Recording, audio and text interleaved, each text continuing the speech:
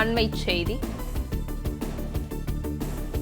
சின்னக்காஞ்சி விளக்கொளி பெருமாள் கோவிலுக்கு வெளியே தென்கலை மந்திரம் பாட அனுமதி மறுத்த உத்தரவை எதிர்த்து மனு தள்ளுபடி செய்யப்பட்டு உத்தரவிடப்பட்டுள்ளது. இது குறித்தான முழு விவரங்களை வழங்கவிருக்கிறார் செய்தியாளர் ஆனந்த்குமார். ஆனந்த்குமார், வணக்கம். இது குறித்தான முழு விவரங்களையும் வழங்கலாம்.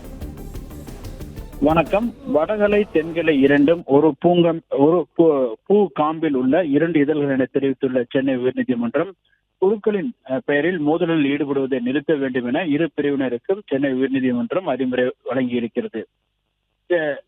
காஞ்சிபுரத்தில் உள்ள 18 திவ்ய தேசங்களில் ஒன்றான சின்ன காஞ்சிபுரத்தில் விளக்கேத்தி பெருமாள் கோவிலில்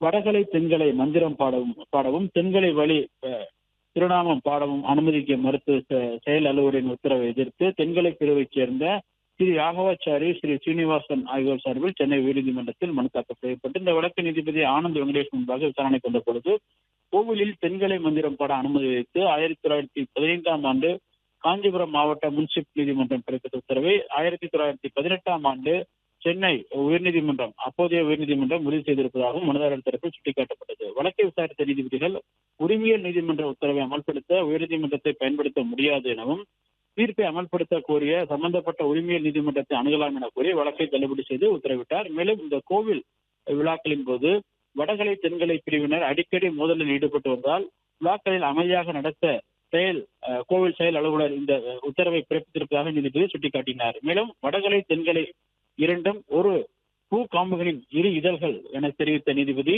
இரு பிரிவினரும் பெருமாளுக்கு சொந்தமானவை எனவும் இரு பிரிவினரும் குருமார்களும் பெருமாளின் பாத கமலத்தின் இளைப்பாறும் நிலையில் அவர்கள் சீடர்களின் குருக்களின் பெயர்களால் மோதலில் தவிர்க்க வேண்டும் எனவும் நீதிபதி தெரிவித்திருக்கிறார். மேலும் இவர்கள் இரு பிரிவினரும் ஒன்று சேர்ந்து குருக்களின் பாதங்களை கௌரவம் அணிவித்து அவர் பாதையில் நடப்பதை உறுதி செய்ய வேண்டும் எனவும் இரு பிரிவினருக்கும் நீதிபதி ஆனந்த் வெங்கடேஷ் அறிவுரை வழங்கியுள்ளார்.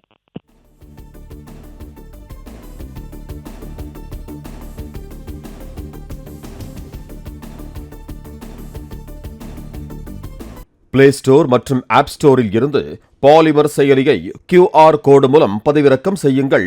செய்திகளை உடனுக்குடன் பெறுங்கள்.